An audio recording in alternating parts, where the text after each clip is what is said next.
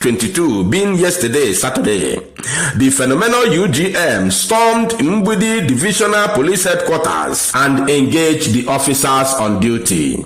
In the course of gun duel, an inspector, a very high-rank officer, was sent to judgment, while no less than 12 of them sustained very degree injury while they scampered for safety and ran through the bush. The UGM then has the opportunity to enter inside the station, cut away arms, including releasing the suspects in their cells. Now, my people, I want to tell you what the police said, their official statement early this morning, because of that very incident. You know, they are liars.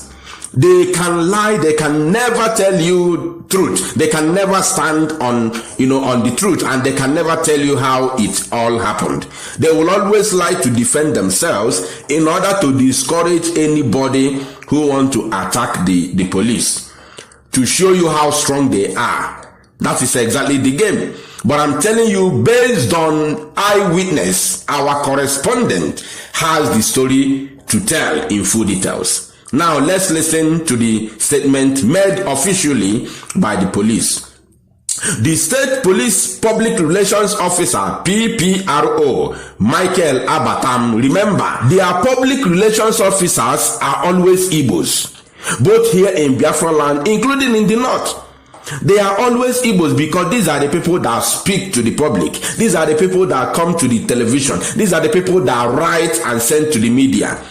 And their names are always in the public.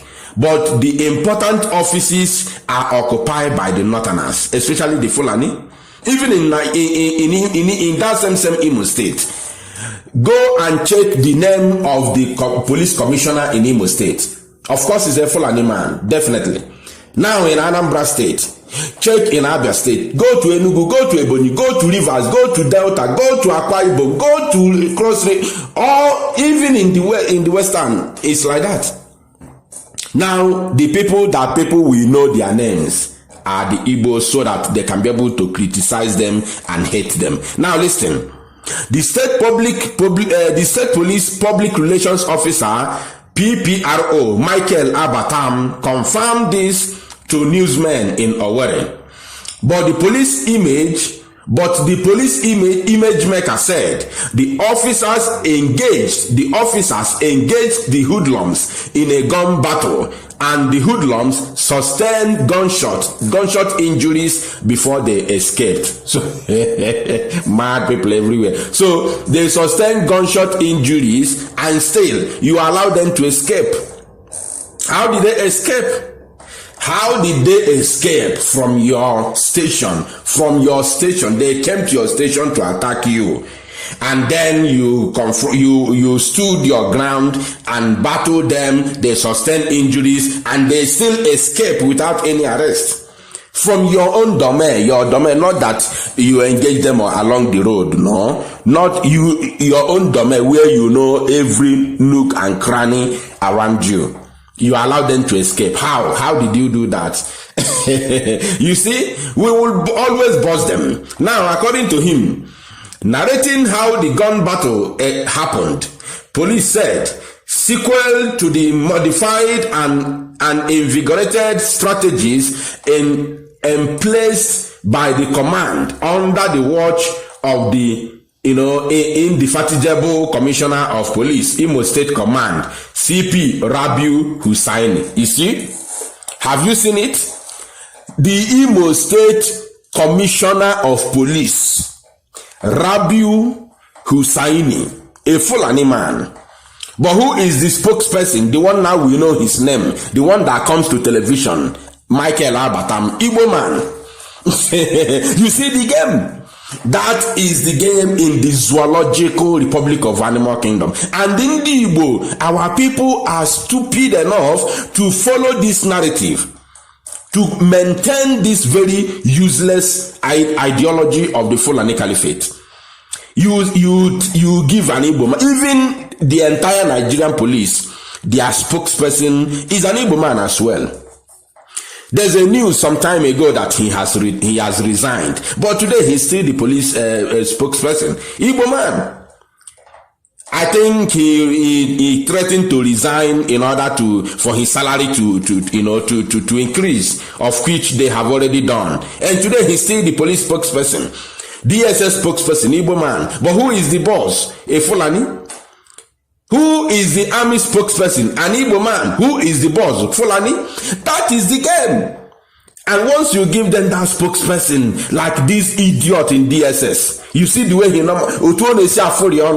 you see the way he comes to television, he will speak against his own people in the favor of the Fulani, because they believe that that very position given to them is more than every other thing they can ever dream of in this life.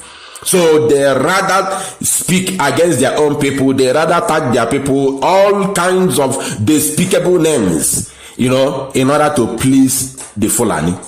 That is a big shame, and we will continue busting them until other people who may be aspiring for those useless positions in Nigerian forces may rethink and know the game that the Fulanis are playing.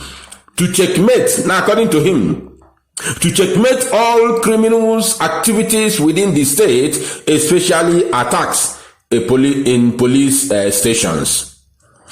According to him, the command tactical teams at Mgbidi police station repelled an attack by some hoodlums who came in a white Hilux vehicle, shooting sporadically, attempted to gain entrance into the station, but were repelled by the ever-gallant Imo Command tactical teams and the police operatives of the division, who positioned themselves professionally.